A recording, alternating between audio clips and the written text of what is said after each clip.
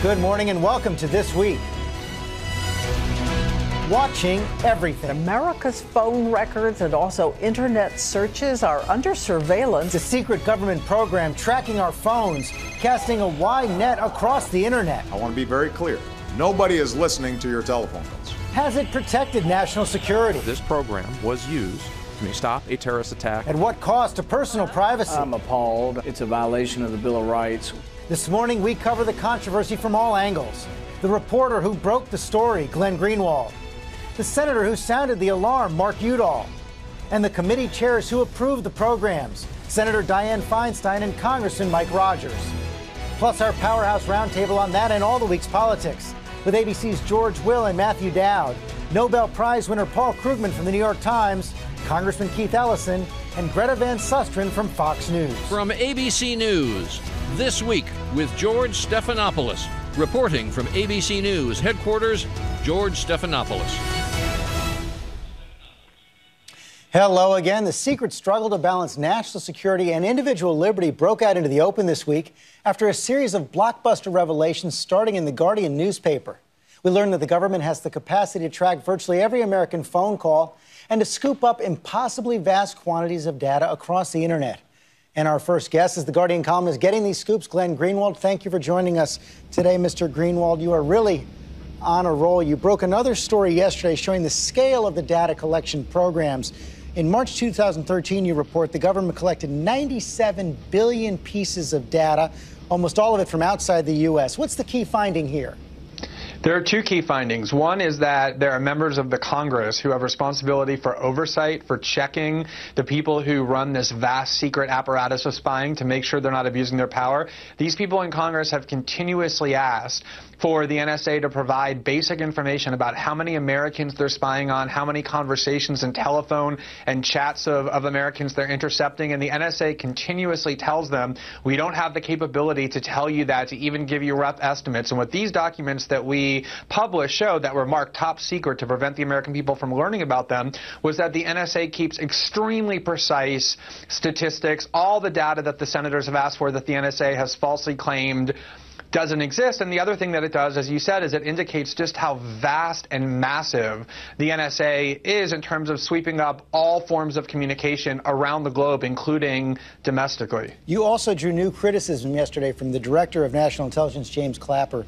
He called the disclosures reckless, said the rush to publish has created significant misimpressions, and added that the articles are filled with inaccuracies. Your response to that?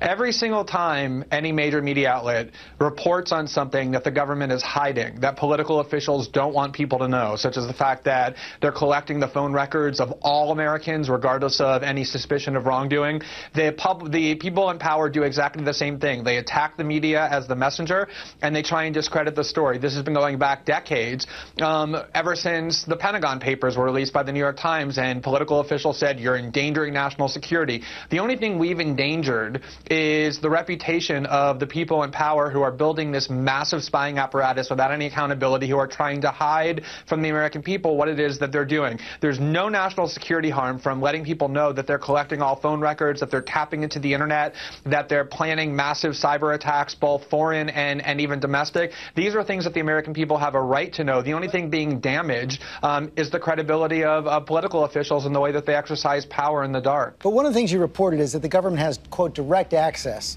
to the servers of massive internet firms like Google and Microsoft and Facebook, and all the companies have come out and denied it. You see Google saying the U.S. government does not have direct access or a backdoor to the information stored in our data centers. Similar statements from Facebook and Apple, and Mr. Clapper also said the U.S. government does not unilaterally obtain information.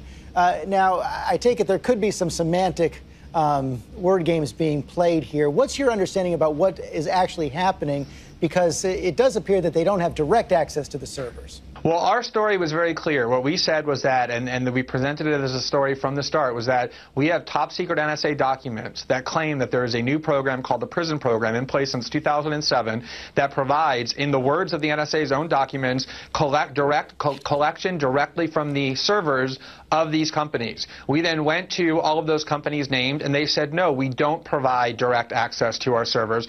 So there was a conflict, which is what we reported, that the NSA claims that they have direct access, the companies deny it. Clearly, there are all kinds of negotiations taking place and all kinds of agreements that have been reached between these internet companies that store massive amounts of communication data about people around the world and the government. We should have this debate out in the open. Let these companies that collect massive amounts of information about people and the government resolve this discrepancy in public. Tell us what it is exactly that these companies are turning over to the government and what kinds of capabilities the government is wanting to access. So we reported these discrepancies precisely because we want those parties to resolve it in public, in sunlight, and let people decide whether or not that's the kind of country they want to live in when the government can get this massive amount of information. The DNI spokesman also said that a crimes report has been filed by the National Security Agency. Have you been contacted by the FBI or any federal law enforcement official yet? No, and anytime they would like to speak to me, I'll be more than happy to speak to them, and I will tell them that there's this thing called the Constitution, in the very First Amendment of which guarantees a free press. As an American citizen, I have every right and even the obligation as a journalist to tell my fellow citizens and our readers what it is that the government is doing that they don't want people in the United States to know about, and I'm happy to talk to them at any time, and the attempt to intimidate journalists and sources with these constant threats of investigation aren't going to work. You've described your source as a reader of yours who trusted how you would handle the material. The source has also been described as a career government official who is concerned about these programs. A former prosecutor called the source a double agent. I know you're not going to reveal the source, obviously, but what more can you tell us about the individual's motivations? Well, first of all, I'm not going to confirm that there's only one individual. There could be one or more than one.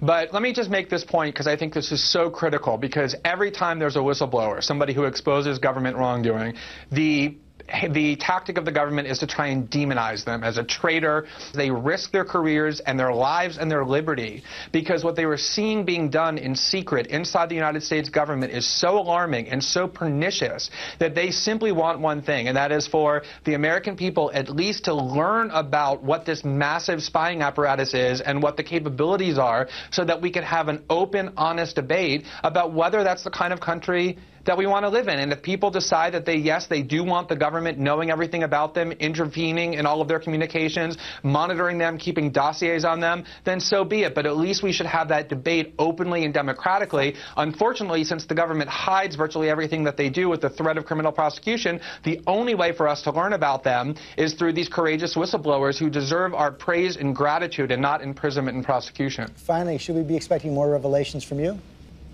You should. Okay, Glenn Greenwald, thanks very much.